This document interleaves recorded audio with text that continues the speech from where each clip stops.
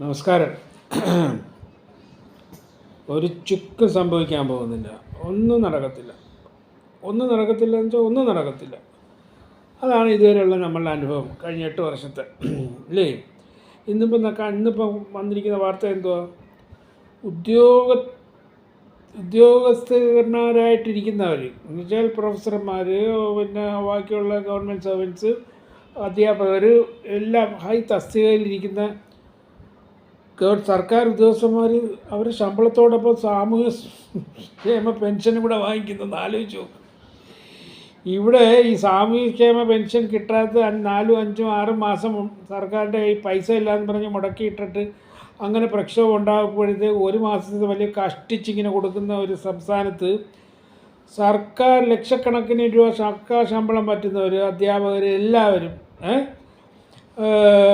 അവർക്ക് ശമ്പളത്തോടു കൂടി ഒരു ബോണസ്, ശമ്പളത്തോടു കൂടി ഒരു പെൻഷനും കൂടെ, അത് സാമൂഹ്യ സുരക്ഷാ പെൻഷൻ.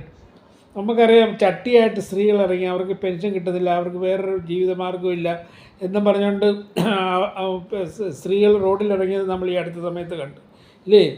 ധൈര്യമുണ്ടോ ഈ മുഖ്യമന്ത്രിക്ക്?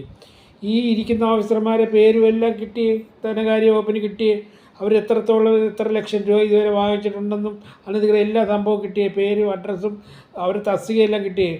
ധൈര്യമുണ്ട് DGP വിളിച്ച് പറഞ്ഞിട്ട് ഇവരെല്ലാം ആ ഓഫീസിനകത്തുനിന്ന് അറസ്റ്റ് ചെയ്ത് ജയിലിൽ കൊണ്ടിടാൻ?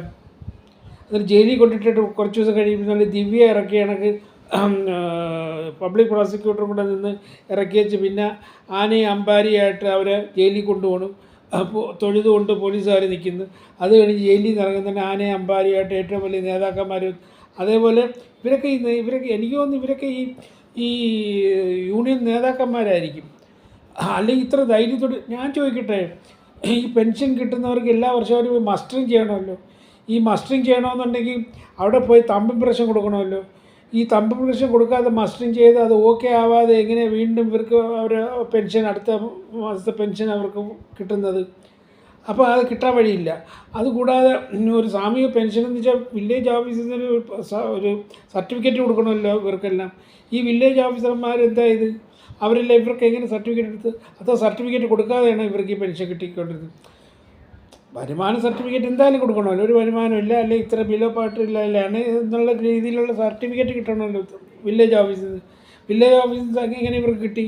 മസ്റ്ററിങ് ഇല്ലാതെ ഇവർക്ക് എങ്ങനെ കണ്ടിന്യൂസ് ആയിട്ട് ഈ പൈസ കിട്ടിക്കൊണ്ടിരുന്നു? അപ്പോൾ ഇതിൻ്റെയൊക്കെ പിന്നിലൊരു വലിയൊരു ഗ്യാങ് കേരളത്തിൽ വർക്ക് ചെയ്യുന്നുണ്ട്. അല്ലാതെ ഒന്നും പറ്റത്തില്ല ഇതൊന്നും. അത് ഗവൺമെൻറ് ഉദ്യോഗസ്ഥന്മാർ ചുമ്മാ കിട്ടുന്ന പൈസ അല്ലേ, വെറുതെ കളയുന്നതിന് എന്നും പറഞ്ഞുകൊണ്ടാണ് ഇത് വാങ്ങിക്കുന്നത്. ഇവരെ ക്രിമിനൽ കേസ്, ഇത് ക്രൈമാണ്, ഇത് അങ്ങേയറ്റത്തെ ക്രൈമാണ് അല്ലേ. പാവപ്പെട്ട ഒരു ജീവിതമാർഗ്ഗമില്ലാത്ത 60, 70, 80 വയസ്സുള്ള ആൾക്കാർക്ക് ഒരു ജീവിതമാർഗ്ഗമില്ല, മക്കൾ പോലും നോക്കാത്ത ആൾക്കാരുണ്ട്. അവർക്കെല്ലാം ഈ സാമൂഹിക പെൻഷൻ എന്ന് പറയുന്ന ഒരു സ്വർഗരാജ്യം കിട്ടുന്ന പോലെയാണ്.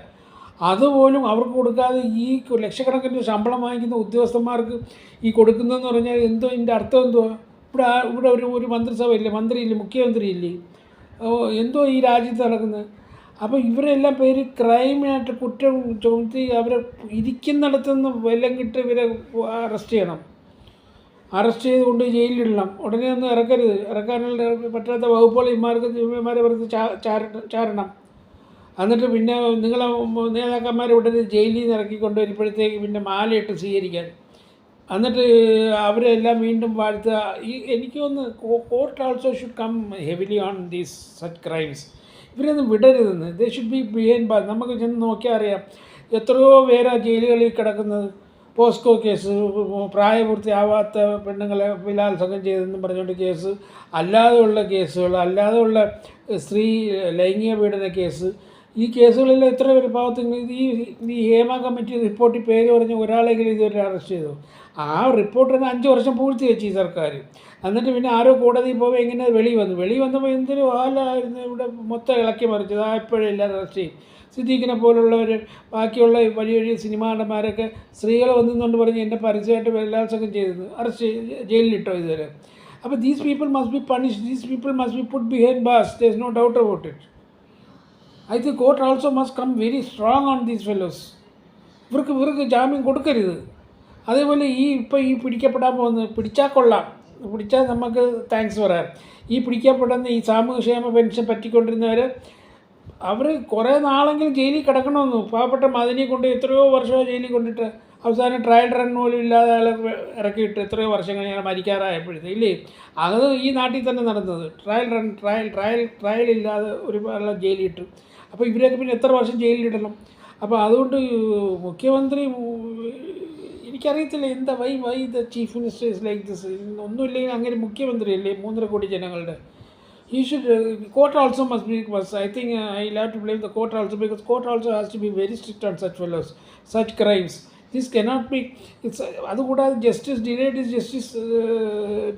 justice denied എന്നുള്ള രീതിയിലാണ് പറഞ്ഞു വെച്ചിരിക്കുന്നത്.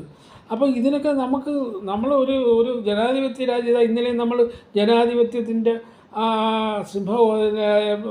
ഭരണഘടനയുടെ ദിവസമായിരുന്നില്ലേ, എല്ലാവരും ആഘോഷിച്ച്. അപ്പോൾ അതിന് അർത്ഥവത്താക്കി ഇതിനകത്തെല്ലാം പച്ചക്ക് എഴുതി വെച്ചിട്ടുണ്ട്. അത് നടപ്പിലാക്കണം, അത്രേ ഉള്ളൂ.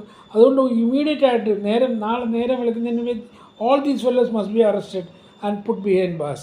There's no doubt about it. അല്ലെങ്കിൽ സങ്കടമാണ് ഒരു ജനാധിപത്യ വിശ്വാസി എന്നുള്ള നിലയിൽ.